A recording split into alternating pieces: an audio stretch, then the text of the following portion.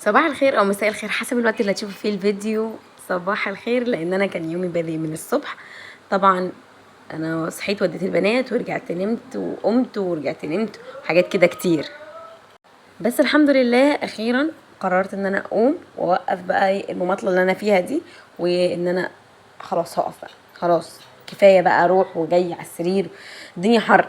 انا بدخل استحمى وارجع انام، ادخل ارطب على نفسي بشويه ميه شويه اي حاجه وارجع انام. بس لا لا بجد كتير. ربنا يهون الايام الباقيه من الصيف على خير ويمشي. ومحب الصيف انا ابقى مبسوطه فيكم عشان انتوا مش عارفة، بس أنا بجد مش بحب الصيف، مش بحب التلزيق، مش بحب الحر، مش بحب العرق، مش بحب الكتمة، مش بحب الحاجات يعني بحب الحاجات السخنة.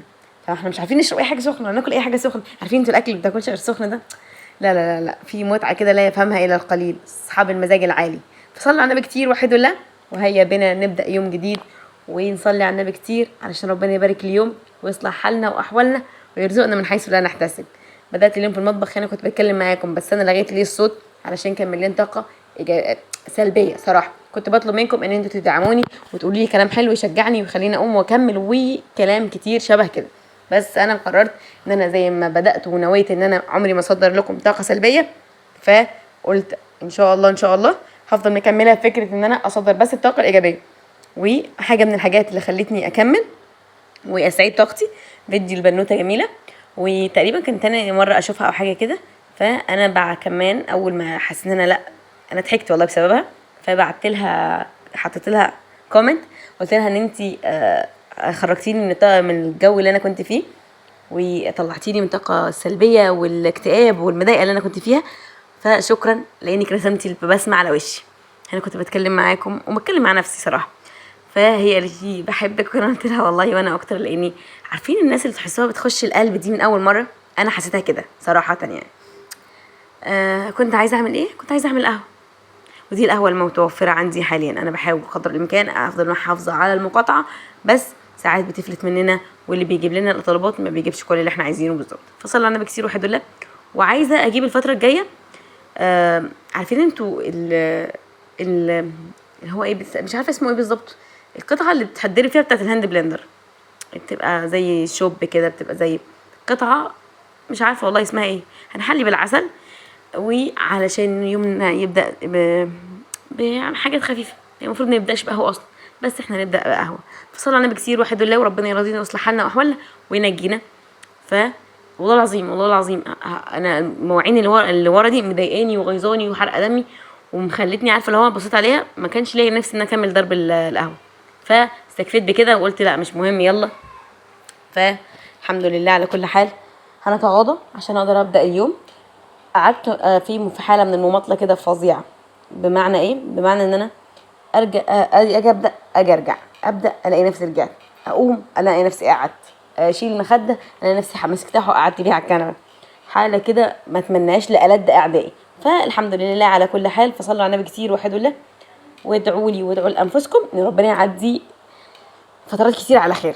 الحمد لله على كل حال. عملت القهوه، وده المج الكيوت العسولي الامور اللي بنات كتير بتستظهر تقول لي شبه الفوزه. الفوزه في عينك، هو شبه الفوزه بس هو مش فوزه. فالحمد لله على كل حال. ده الشغل كله موجود عندنا على الستور هنا. كنت احط تلج لان الجو حر، وانا مش بحب الحر. انا مش هشجع اي حد على اي حاجه تخص الصيف. فيلا الحمد لله على كل حال. هعمل ساندوتش وهاخد القهوه بتاعتي احتسيها بره. العيش والله شكله كيوت، شكله كيوت والله العظيم، خطير ما شاء الله عليه. اللهم بارك. ربنا ييسر لنا حالنا واحوالنا ويكبرنا ويرضينا ويعفي عننا ويوسع علينا ويكرمنا. وشكرا لكل البنات العسولات الامورات الكيوت السكرات بجد والله العظيم اللي بيقولوا لي كلام حلو. حرفيا انتوا بتشرحوا صدري كده وتفرحوني وتحسوني ان انا لا، انا هقوم دلوقتي اصور، انا هقوم اكمل، انا لا والله العظيم ما هوقف ولا هقف. لا يلا بينا. فشكرا شكرا شكرا شكرا جدا للبنات الحبوبات الجميلات السكرات اللي لسانهم بينقط سكر، واللي كلهم طاقه ايجابيه وامل وتفاؤل وحاجات حلوه جميله. ونسيبنا من الناس اللي دمها يلطش، الناس البايخه، الناس الوحشه اللي كارهه الخير وما تعرفش حاجه اسمها حب الغير. فالحمد لله على كل حال، وربنا يرزقنا بالكثير منكم يا رب. ده عيش مامتي كانت خبزاه، هاخد اقل من النص، من نص رغيف، احط فيه جبنه واحط فيه جبنه رومي واحط فيه لانشون وهيبقى ده الساندوتش بتاعي. انا قعدت عليه حرفيا اكتر من 9 ساعات، ولله الحمد. ربنا يقوينا ويعنا ويجبر بخاطرنا بحق لا اله الا الله. فقولوا لي بتحبوا تبداوا يومكم ازاي وبايه، وما تقوليش ان انا طولت عليكم. وللمحب الفيديوهات الطويله في فيديوهات اطول واطول، فارجعوا للي فات واستنوني في اللي جاي، لان اللي جاي كله دلع وشربطات ان شاء الله. صلوا على النبي كتير، وحيد الله. ربنا يكبر بخاطرنا كلنا ويرزق كل مشتاق اللي بيتمنى، اللي بيتمنى العربيه والبيت، واللي بيتمنى البيبي، واللي بيتمنى شغلانه مريحه، واللي بيتمنى انا بتمنى غساله اطباق والله العظيم الفتره دي، والله العظيم، وعجان يعني، غساله اطباق وعجان. وصراحه يعني هو طمع في الله مش اكتر. وبتمنى بيت جديد، بتمنى عربيه، بتمنى عمره. يا لهوي يا لهوي، والله العظيم كل ما اتخيل ان انا هناك ولامسه الكعبه، عارفين القشعريره، لو يا رب يا رب نولي الاحساس ده يا رب. فالحمد لله على كل حال، ربنا ينولها لي وينولها لكم ويكبر خاطركم ويرضيكم ويرضيكم. يكفينا شر الناس الحقودة الغلوية اللي بتستكتر علينا. حتى التمنيات، الامنيات، تمنيات حتى الامنيات. نحط الشاليمون اللذيذ بتاعنا، ويا بنات الشاليمون والمجات وحاجات التسالي وحاجات كتير قوي تخص البيت، بسيطه جدا بس تفرق معانا احنا كستات. كل ده موجود واكتر هتلاقوه عندنا على الستور. هسيب لكم لينك الستور. صلوا على النبي كتير، وحدوا الله، ويلا نبدا. شربت القهوه وبدات اليوم، يلا نقول بسم الله. كنت بوريكم هنا شكل الصاله. العيال حرام مش هما السبب، بس صالح وبابا كانوا الصبح، بس هما جم كملوا على الموضوع. الوضع مش احسن حاجه، الوضع تحسوه كده مستفز. انا عايزه ارجع الكنبه تاني زي ما كان، لان كده مش حباه. في الكنبه اللي تحت المروحه دي ولا كانها موجوده في الصاله، محدش بيعرف يقعد عليها بسبب ان هي مكتومه، غير جوزي يعني، بس عشان مش فارقه مع حكايه المروحه. وده غسيل. دول حطتين عايزين يطبقوا، وانا كل ما اقولها برجع ما بطبقش، لاني مخنوقه ومش عايزه اطبق، لان انا بكره تطبيق الغسيل. وده الاوضه كانت شكلها تمام ومترتب، لكن العيال لعبوا فيها شويه وكركبوها، مفيش حاجه فيها عايزه تعمل غير الغسيل يترتب والارض والسراير تتظبط وبس. جيت ابدا وقلت هبدا بالبلكونه، لان هي الحاجه اللي هقدر اسيطر عليها هي والاوض، فهبدا بالحاجات دي الاول والحمد لله. وباين ان انا ابتدات اشتغل اهو، والدنيا تتظبط معايا. لميت الفرش ونفضته ورفعته على البلكونه يتهوى. طبعا ما شدتش الستاره علشان الستاره كشفت الدنيا كلها. صلوا على النبي. وبدات الحمد لله كنستها ولميت التراب، وبدات بعد كده اجيب ميه عشان ارطب ونمسح اي تراب ناعم كده، عشان الموضوع مش بيكون هين صراحه، يعني بيكون مستفز. عارفين انتوا احساس كب الميه والطرطشه ده؟ العيال بتموت فيه. انا بحبه عشان بيسحب التراب والبهدله كده، وتحسي الموضوع ابتدى يظبط، لانك عمرك ما هتكبي ميه وتسيبيها وتروحي تقعدي. غير انا صراحه بعمل ساعات كده كتير، بس بقول هو يعني ده منظر تسيبيه وتقعدي؟ يعني بالله عليك ينفع؟ لا. بعد كده بقوم انب نفسي كتير واقوم عشان الم الدنيا دي كلها. خلصت البلكونه وسبتها تنشف، ودخلت على اوضه العيال علشان نرتبها ونطبق الغسيل بقى ونظبط الدنيا. الحمد لله طبقت الغسيل وشديت الملايات ومسحت الارض ونفضت الخشب، والدنيا تمام التمام. زي ما قلت لكم بحب اعمل الاوض. وبعد كده دخلت على اوضتي، وده الشغل اللي لسه هنفتحه ونظبط الدنيا فيه. الحمد لله غيرت الملايه، وبعد كده هظبط التسريحه، المعها ولمع الفريزر ولمع السرير قصدي، والمرايه والخشب، الخشب بتاع المرايه يعني، لان الموضوع بيبقى فارق معايا. كل ما اجي ابص في وشي ما بشوفش، ما بركزش في نفسي، بركز في التلطيشات اللي في المرايه. فربنا يهدي ولادي ويسيبوها متلمعه. ظبطنا الدنيا. طبعا ما صورتش معاكم بعد ما ظبطت المرايه، دخلت على المطبخ علشان كنت مستعجله في حاجات كتيره صراحه، لو انا عايزه اخلص عايزه انجز. ده كشري كانت حماتي جايباه للعيال، والعيال اتنمرضت وما كلتش كويس، فهيبقى من نصيب الطيور. دجاج زوجي العزيز اللذيذ، انا جوزي مربيه، كان دجاجه في المنور، ساعات بيبيضوا ساعات ما بيبيضوش. من يوم ما جاب لهم الديك الحزين حرفيا حصل لهم انتكاس. يلا الحمد لله، ربنا يعيننا ويقوينا ويصلح حالنا واحوالنا.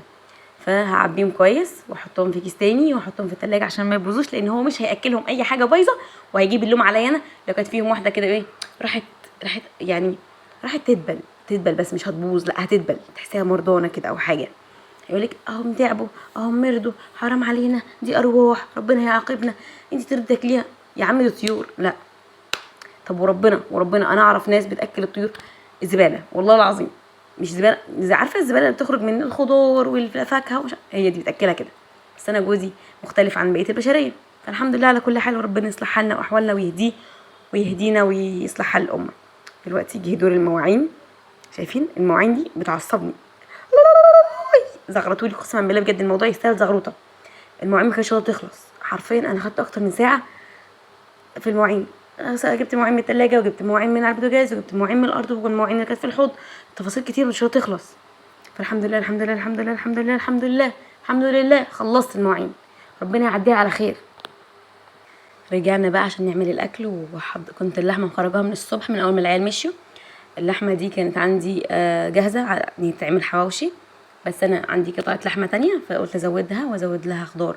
حطيت فلفل اصفر وفلفل اخضر وبصل وطماطم وبس، ما حطيتش توم لان التوم هو اللحمه اللي جاهزه المتبهره يعني الحواوشي كان فيها توم وكان فيها حاجات كتير.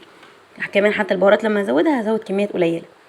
دي الكبه دي تاني مره استخدمها، هي مش وحشه بس بطيئه وتقيله في الحركه بتاعتها. انا كملت الموضوع على ايدي في الاخر، وهتشوفوا معايا ازاي كملته على ايدي. فالحمد لله على كل حال. اهو الراجل برضو احسن من مكان ما جابش خالص. انا هنا غرضي في ان انا اضرب الخضار، كنت ممكن ابشره بس ضربته علشان العيال ما يلاحظوش، والحمد لله ما حدش لاحظ حاجه وكل حاجه مشيت تمام. العيال ما لاحظتش ان في خضار، البصل، الحاجات دي كلها ما استطعمتهاش قوي يعني. فالحمد لله كنت كل شويه بنزل الخضار اللي طلع من فوق علشان ما يبقاش في حته واحده تقول واحد الله باينه، عشان هم لو لقي واحده بس يفضلوا يركزوا بقى ويقول لك دي طعمها مش عارف ايه، دي فيها اصبر ايه، فالعيال تخنوني ويفضلوا ينقوا بقى ويزهقونا انا. فالحمد لله لكل حال عجبهم، واختي كمان اتغدت معانا الاكل عجبها. فربنا يعديها على خير ويحسن ما بين ايدينا ويرضينا بحق لا اله الا الله، يطعم كل جائع على وجه الارض. اتمنى كويس ليكم ولغيركم، ربنا يرضيكم ويحسن ما بين ايديكم وينجينا من كل ضيق. هنا ما سرعتش الفيديو، انا حابه اتكلم معاكم والله العظيم. انا من كام يوم، من يومين، مش عارفه الفيديو ينزل لكم امتى صراحه، بس انا اللي حصل معي من يومين عامه. انا عندي شغل زي ما انتم عارفين، شغل الستور بتاعي انا واختي، فروحنا الستور بشغل الستور بازار. كانت واحده هنا في المنطقه اللي احنا فيها، والموضوع مرحب بيه وتمام جدا، واحنا عارفين ان مفيش اتنين بينزلوا بنفس الشغل، يعني كل الشغل عشان يبقى ايه، البازار متنوع بكل حاجه بقى وفي كل حاجه وكده. فالحمد لله على كل حال، ربنا يسترها علينا وعليكم. نزلنا البازار وهناك عرفت صراحه، لا عرفت ان في حد ينزل البازار بالشغل شبه الحاجات اللي معايا قبل ما اروح البازار، وكنت خلاص هلغي روحتي. بعد كده قلت لها لا انا هاجي وهكمل، وانا كنت هلغي الجايه بتاعه البازار عشان انا مش عايزه اقطع رزق حد، بس مش اكتر من كده. فقالت لي تمام مش مشكله وبسيطه ومش عارف ايه وكده. فبعد كده رحنا، وتفاجئ ان هم جايبين الشغل، يعني كانوا منزلين كميات بسيطه، لا انا عرفت ان هم جايبين ومنوعين بقى، جايبين حاجات اكتر واكتر. فاتضايقت جدا، واتكلموا معايا وقالوا لي عشان ما نضربش بعض واسعارنا تبقى كلها نفس السعر، والحمد لله وتمام. تمام يا جماعه، انا مش جايه اضرب حد، انتوا ليكم رزقكم وربنا هيبعته، وانا ليا رزقي وربنا هيبعته. تمام تمام جدا. فلحد هنا كويس جدا. طيب ايه المشكله؟ بعد شويه لقيتهم كل شويه طول الوقت باصين عليا، جوزها بيبص لي، جوز البنوته اللي نازله بنفس الشغل بتاعي بيبص ويضحك، بيبص وعارفين ان هو شفتوا الشرير، هو كان شرير بقرعته، كان عايز يتضرب عليها. الله يصلح حاله واحوالنا. باع شويه حلوين، هو في الوش انا ورا شويه، فهو متشاف اكتر مننا. هما عارفين اللي هو كان بيضايقنا بالفلوس، كان ماسك الفلوس كده بيعمل بيها بايديه، بيحركها بايده عشان يورينا ان هو معاه فلوس وكده، ان هو اشتغل يعني. كان كل ما تيجي همسه كده تبصي عليه بالغلط ليه بيبص لك كده، وفي ابتسامه رزله كده طالعه شبهه، والله رزله شبهه بالظبط. فما انبسطتش بالتجربه، مش هكررها تاني. ونصيحه، لو انتي شفتي حد هينزل بشغلك ولو حاجه شبيهه من بعيد، متنزليش اصلا، متنزليش، لانه هيبقى شخص مستفز. ولو هو قديم الباقي هيبقى معاه هو اللي هو ما فيش مشكله، دي حاجات شبهها بسيطه ومش عارف. الموضوع ممكن يبان عادي بس هو مش عادي، وهو مستفز ويضايق ويغيظ.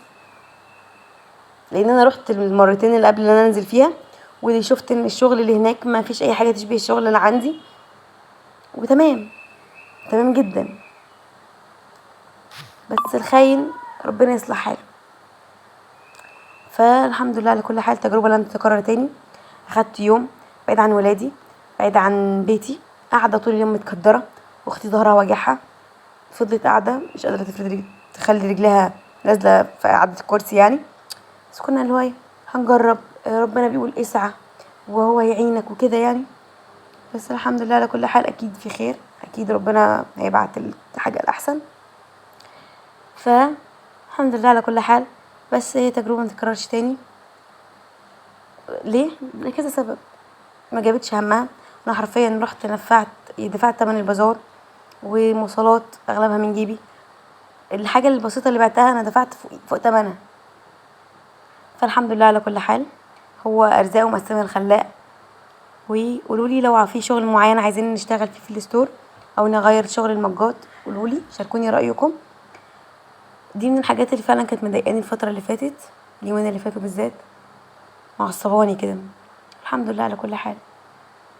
انا ابني فضل طالع من عند مامتي لعند حماتي، وشويه اختي تاخده وتطلع شقتي.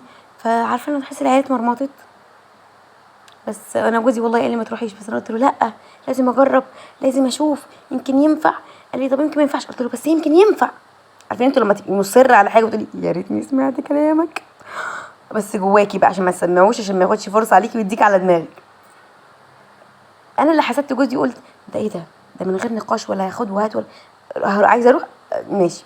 بس حرفيا كنت محرجه اتكلم قدامه واقول له ان ايه اللي حصل في البازار وكده، عشان ما يقوليش شفتي كلامي دايما صح، كلامي ما ينزلش الارض ابدا.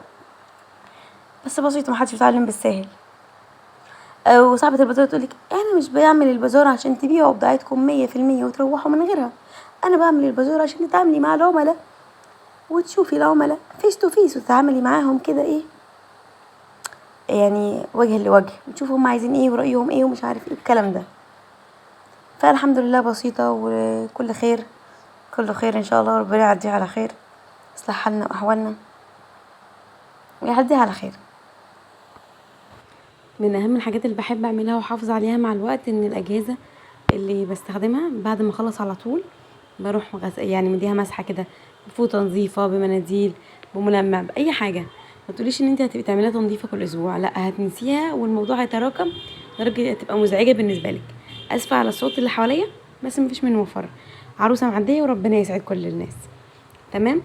والحاجات دي كمان هتعمل ريحه وهتعمل اثر على الجهاز نفسه، ومع الوقت هتنشف، ممكن وانت تبقي مش حابه انك تتعاملي بيه اصلا.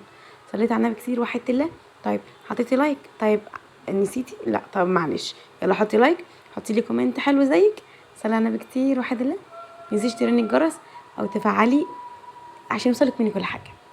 بعد ما خلصت الحواوشي ولمعت الماء الكبه وغسلتها وجرحت ايدي، حطيت الحواوشي في الفرن، قلت لاختي تقلبه على بال ما انا اصلي، لقيتها شلوحتهم. بس الحمد لله بسيطه، احنا اللي هناكلهم يعني، بتوع جوزي انا عاملهم لاني كنت حطاهم في الفريزر، هعملهم وقت ما يجي بس مش هعملهم من قبلها. دلوقتي قلت هعمل الصوص، حطيت مايونيز على صوص جبنه على باربيكيو صوص على كاتشب، ونقلب. الموضوع كان محتاج شويه خيار مخلل، بس للاسف ما كانش عندي، والحمد لله كانت لقمه هنيه والحمد لله. انا عملت جنب الحواوشي شويه بطاطس محمره والصوص ده، والحمد لله كده تمام. كانوا محتاجين شويه سلطه بس انا كنت فصلت لان لسه ورايا حاجات كتير ومحتاج اخلص. فالحمد لله على كل حال، ربنا يحسن ما بين ايدينا دايما، ويرضينا ويرضى عننا ويوفقنا في كل حاجه، طول ما احنا دايما قاصدين الخير وناويين الحاجات الكويسه بس. فالحوسه تقول لي طب هو في حد بيقول يا رب ما توفقنيش؟